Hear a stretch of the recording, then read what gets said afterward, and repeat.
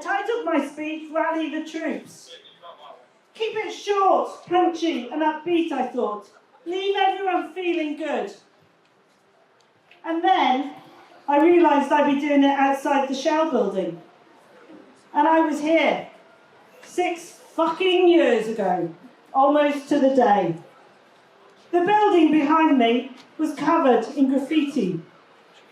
Its doors were smashed, the windows were smashed, all the employees were on the street. And a British jury decided that those people were not guilty of criminal damage, and the current CEO of Shell, and this is the only apology I'm going to make to him, is if I pronounce his name incorrectly, is called Wal Sawan. He's 50 years old. For every single year of his life, Shell have lied to us. They have dissembled the truth. They have known the harm that their product would cause, and they have carried on, pumping it out, funding conspiracies against us, lobbying governments, every year of that man's life. So we know who is guilty of criminal damage, of public nuisance, and let's not skirt around it.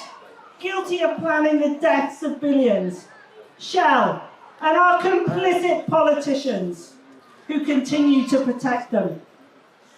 But today, it's not about the criminals behind me or the traitors across the river. Today is about honouring the ordinary people. It's about honouring us who made Just Stop Oil, because it has been a success. We have built a community based on trust and sacrifice. We have built a community that recognises that our responsibilities at this time are to make a moral choice, to take a moral act. We have been a success, but we have not yet won. And, not to put too fine a point on it, it is the end of the world. It is the end of the world that humanity was born into.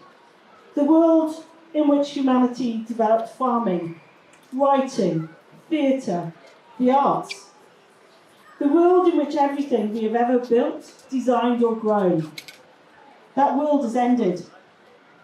And what we are living through now is like footsteps on the sand being washed away.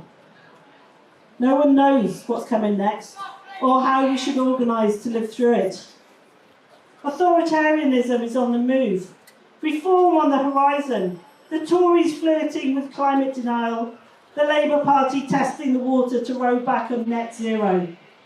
They do this as we pass through 1.5, as we head for 2 degrees by 2030, and as looks increasingly likely, 3 in the 2050s. I want to be upbeat. I want to prefigure that better world that's waiting to be born.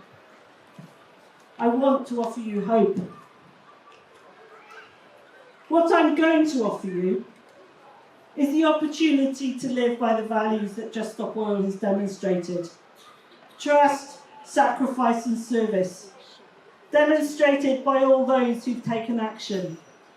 The students on oil tankers, the doctors smashing pumps, the musicians climbing gantries, the painters, the supers, the slow marchers, the injuncted, the doxed, the criticised, the fined, the bailed and the imprisoned. Just Stop Oil has been a powerful demonstration that in the face of relentless opposition, propaganda and crackdown, people will still do what is right. They will act for the benefit of those yet to be born. They will act for those who live far from us. They will act to protect their communities and their values. And in doing so, they highlight the illegitimacy of the current regime, our current political system. A few thousand people have forced the political class to demonstrate it will protect those planning the deaths of 4 billion people, rather than mobilise to protect them. A few thousand people have demonstrated that what is required is nothing less than a democratic and economic revolution. And I mean revolution. We change everything or we lose everything. So, the work is to build a revolution, to replace the failing political and economic system. The super rich, the elites have captured our governments, and we need ordinary people in charge. Because how many ordinary people would have prosecuted the sub-postmasters? How many ordinary people would literally shit in our rivers? How many would refuse to compensate the Grenfell survivors? I could go on.